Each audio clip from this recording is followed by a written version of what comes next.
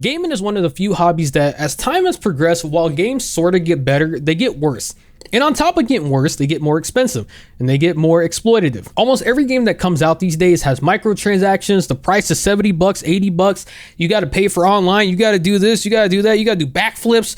It's so many different things when the whole point of gaming originally is just to have games that are fun and enjoy them. And I know someone's going to be like, well, actually, Wasabi, gaming and fun is subjective. It depends on the game. And while you might be right to an extent, for the most part, there is nothing fun about having to pay microtransactions to sit there and bypass a mechanic that was only made so they can get more money out of you. And then on top of that, we're in an age now where games come out, and while you do have a couple bangers that do get released with no issues, at the beginning of 2023, remember when almost every single game that came out had an apology letter attached to their Twitter right after release and said, oh my god, we're so sorry guys, we did not mean for this release to come out like this, and we're listening to all your concerns and feedbacks, and we promise it's going to get better. And if that was true, then why didn't the game get delayed instead of having to worry about backlash and even having to make an apology letter? When a game has to make an apology letter, you know that while it might be a good game potentially, that there are a lot more problems with it than it's worth spending your hard-earned money on, especially when games come for $70 these days. Now that I'm done ranting and getting that off my chest, let's go to the main topic of today's video, which I know I'm really late to. Sorry, but here we are. So you might have heard about it last week, but PlayStation announced that they were going to up the price of PS Plus, and the markups were insane. They were ridiculously high for the value that you got, especially with the announced for PS Plus, which are a bunch of trash games, but I'll get to that in a second. So here it is. Sony is raising PlayStation Plus price up to $40 per year. The cheapest tier is going from $60 to $80 per year. Sony is raising the price of PlayStation Plus subscription next month to service annual essential plan, which you have to pay for regardless if you want to play multiplayer. The plan will go from $60 to $80. The extra plan goes from $100 to $135, and the premium plan goes from $120 to $160. The new price in fact goes into effect starting September 6th, which is already way past that. And then Sony says that the price hikes will go into effect globally and will allow the company to continue bringing high quality games and value added benefits to the service. It adds that the yearly plans will still come at a discounted rate as opposed to the 1 or 3 month subscription that it offers. Now, reading that is a joke. A lot of people have already clowned on it, but what high quality games are you bringing to your service when it's Saints Row, a game that was rated poorly and a game that nobody plays at all, and on top of that, the developer studio already got shut down? Make that make sense. What high quality games are you providing here? Black Desert, while that's an okay game, that's not exactly screaming high quality. Saints Row definitely does not scream high quality. And Generation Zero, I can't say if it's good or not. Maybe it is good, but still, for your flagship top of the big poster board game right here, is Saints Row? Really, man? High quality? Who made this decision? Say, you know what? I think September is going to be a great month to announce that we're going to raise the prices of PS Plus, and then we're going to tell them it's because of high quality games. And then that high quality game is Saints Row. What? Whoever came up with that decision at Sony should be fired, because that makes no sense at all. All you did was create terrible PR for your entire service. Another thing that's pretty interesting is the idea in 2023 of having online play be paywalled. On Xbox and PS5 and just all Sony services and all Xbox, you have to pay to play online. Yes, free to play games, you don't need to pay to play with other people. But if you want to play that new Call of Duty, you want to play FIFA, all the popular games, all the things that people really want to play, at least all the casuals, you have to pay to play online. Now, the more funny thing is on PC, we don't pay for that at all. I just want to go play right now. I can. I don't have to sit there and pay for online membership to Steam, Epic Game Store, none of that. I just say, I want to go play online. Hopefully my friends got PS Plus and we can play online. They don't? Oh well. And that's just wild when you think about it, because I'm sitting here playing on the same service as everybody else, having a good time, but they had to pay for it while I didn't. Which, I don't know. I personally do not think that it should be payable, at least not at this day and age. I think that is just absolutely silly. If it can be free on PC, I don't see any reason why it can't be free on PS5 and Xbox, or if anything, have a lower tier that is multiplayer only. One of the scummiest things that these services do is they like to sit there and pair that online requirement with a bunch of other useless features that you may or may not want. And so you have to pay an upcharge price just to access the one thing that you might want, which is just online. But see where they say, we want to keep delivering high games. What if you don't want those high quality games? What if you just want to play online? Well, guess what? You're too bad, so sad. You have to pay for that extra price because of those extra games that you don't even want.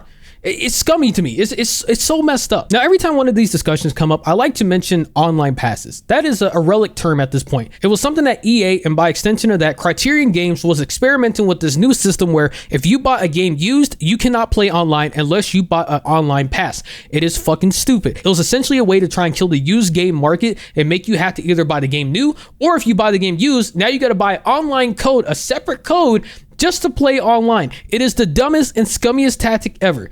Let me share a little bit more information. Okay, so I was wrong. It was on Xbox as well too, a service that you already had to pay for, Xbox Live Gold. You already had to pay for that to play online, and then these people had the audacity to have another online pass on top of that. It says activate your online pass. Enter the code above to activate your Need for Speed per Hot Pursuit online pass to access online features and bonus content, including additional cars. Plus, this code also unlocks your limited edition exclusive cars and early access cards. Yes, this was a service that was made as a way to nickel and dime consumer even more, and I'm so glad that this got abolished, that pretty quickly they backtracked on this and they said, all right, hey, you know what, this ain't gonna exist no more, because this is one of the worst ideas to ever happen. And I hate to say this, but I feel like this will come back in one way, shape, or form in the future, especially now with how big the gaming market is and how okay consumers are with just getting fucked over. They're like, hey, oh well, it is what it is. I still like it though, so I guess I'll buy it. No, don't support it. Also, I know someone's going to try and come in the comment section and be like, oh, Masami, but think about the free games you get. It's not free.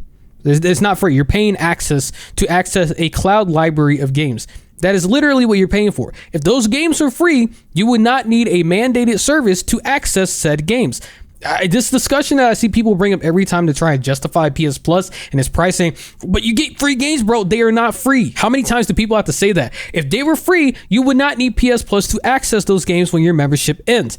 Just because they offer that as a feature and a benefit does not justify the price increase that they have, because at the end of the day, those games are still not games that you get full access to after your membership ends. Because like I said, this is one of those futures where you're just going to keep getting nickeled and dimed time and time again. And who knows when they'll try and come to PC. There's a chance that it does and then it just fails, because PC gamers typically will just crack everything and they will just get modded out or find some way to get around it. That's typically how it goes. But when you're on a console, you're in that locked environment, that locked box, you're shit out of luck pretty much. Gaming is a hobby I enjoy and will always continue to enjoy, but I can't help but be disappointed seeing things like that. While technically this PS Plus shit doesn't really affect me directly because I don't use it, I play on my PC for online, it still sucks overall because Sony does lead the trend. Remember once they announced $70 games and all the other companies said, fuck it, they're doing it, we're doing it too.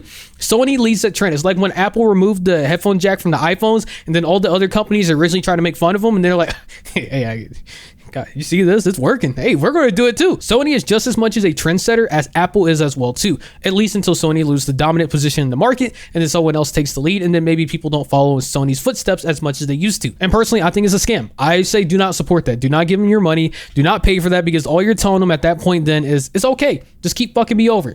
I will keep buying whatever you throw my way, Sony. Just keep on doing it time and time again. As opposed to if you don't pay for it, then they're like, oh shit, people aren't paying for this? Maybe we should maybe reconsider the price. Maybe we need to readjust it. Now, realistically, are they going to readjust it? No. Even they got a whole bunch of backlash, they still wouldn't do it, because everybody already wants a PS5. Then on top of that, they're going to want online play to play with their friends. They're going to want to play the new Call of Duty. They're going to want to play the new FIFA, all the other new multiplayer games coming out. Sony's already investing a lot of money in live service games, so they have reoccurring revenue. I highly doubt all of them are going to be free to play. So it's just like a perfect package for them. They sit there and create live service games that people are going to have to pay for. Then on top of that, because you have to pay for it, now online is not free, so you need to pay online to play that. And so now you already got reoccurring revenue from yearly subscriptions. Then you're gonna have to sit there and they're gonna get money out of you from the live service games. It's wild. It's so much nickel and diamond of the consumer. And the thing is, with these companies, they're never going to be happy. They're always going to want more and more money. They're always going to find more ways to get it out of you. They can never be happy and satisfied with the amount they're already currently making. They always have to keep making more and more and more. And if they can find more ways to do shortcuts and cut corners and find more ways to extract money out of people without affecting their bottom line, they're going to do it. And it just sucks to see that. Anyways, you made this far into the video, consider giving it a like, subscribing to the channel. Let me comment below what you think. Have a great day. Yeah.